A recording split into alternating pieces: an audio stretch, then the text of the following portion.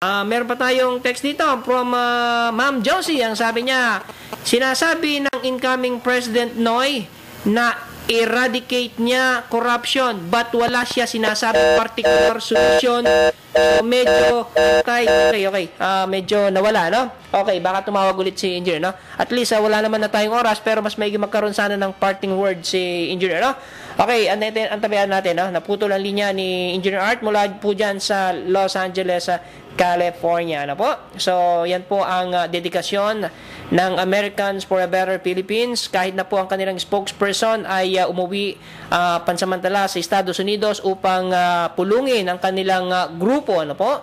Upang sa ganoon ay maroon ng suporta o hayagang suporta ang mga Americans for a Better Philippines sa programa ng Loveland City at panawagan para sa pag-amyenda ng ating konstitusyon ay kahit na po siya ay nasa Estados Unidos ay pilit po tayong sinasamahan dito sa ating programa upang magtuloy-tuloy po itong advokasya ng kung paano po tayo makaahon at solusyonan ang mga problema na siyang patuloy na nagpapahirap ng ating bansa.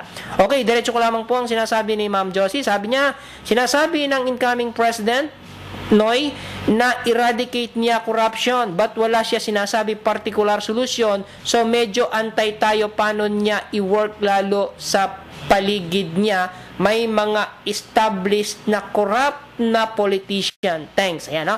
Kaya nga po, Ma'am John, maganda yung sinabi ninyo, no? Totoo po yan na marami pong mga tinatawag na balik politiko sa administrasyon. Ano po?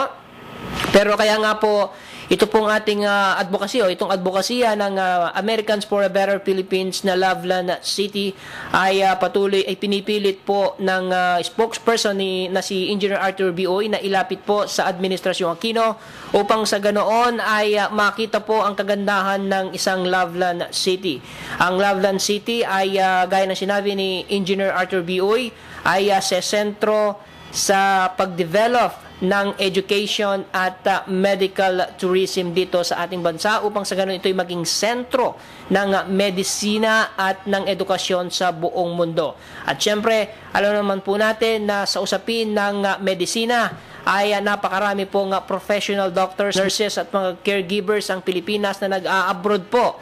At kung maitatayo nga po itong Loveland City, hindi na po kailangan mag-abroad itong ating mga professional doctors, nurses at saka mga caregivers dahil narito na po ang mga itatayong mga hospital, mga klinika na dadayuhin ng mga dayuhan. At syempre sa educational system naman po, hindi po maikakaila na magagaling po ang ating mga professors, mga teachers, mga instructors ano po sa mga schools at sa katunayan ay meron pong marami pong mga teachers ng iba't ibang eskwelahan sa buong mundo na Pilipino po ang nagtuturo. Kaya ang mga teachers na yan ay tsak na babalik po dito sa Pilipinas kung sakasakaling maitayo nga itong Loveland City at magkaroon ng maramihang investment ng mga dayuhan at maging mga Pilipino syempre welcome na invest sa isang Loveland City upang sa ganoon ang pangarap at pangako ng President-elect na si Noynoy Aquino na mag-generate siya ng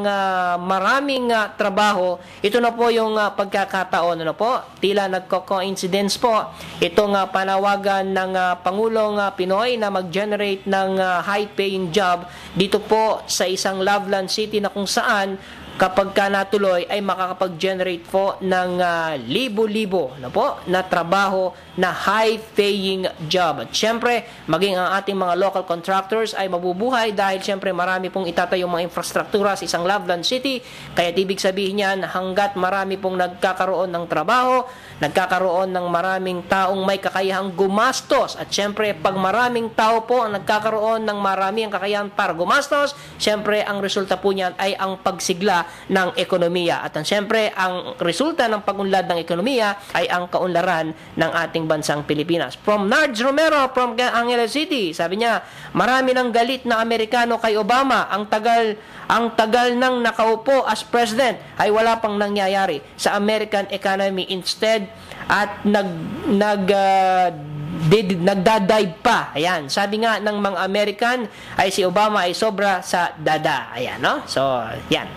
Okay, wala po tayong magagawa dyan. Pero syempre, alam naman sa Amerika, talagang masama po ang naging pamumuno ni Obama. Sigurado hindi naman nanalo yan sa kanilang next election.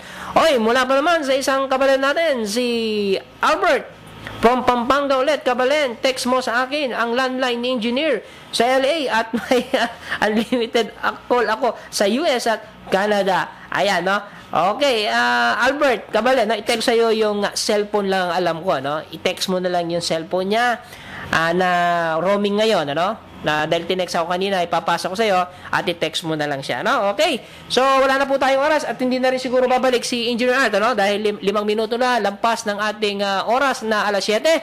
So ako po ay malugod na nagpapasalamat siyempre kay Engineer Art, ano, sa ating katuwang sa ating programa na kahit nandun po siya sa Estados Unidos ay hindi niya po tinatalikuran itong ating programa at sa pagpapatuloy ng advokasya ng Americans for a Better Philippines. At siyempre maraming salamat din po sa ating mga katoto, ano po, ating pong mga nag-text, ating pong mga nagtawag, at siyempre ang mga listeners po ng ating programa. Maraming salamat po sa inyong patuloy na pagsuporta.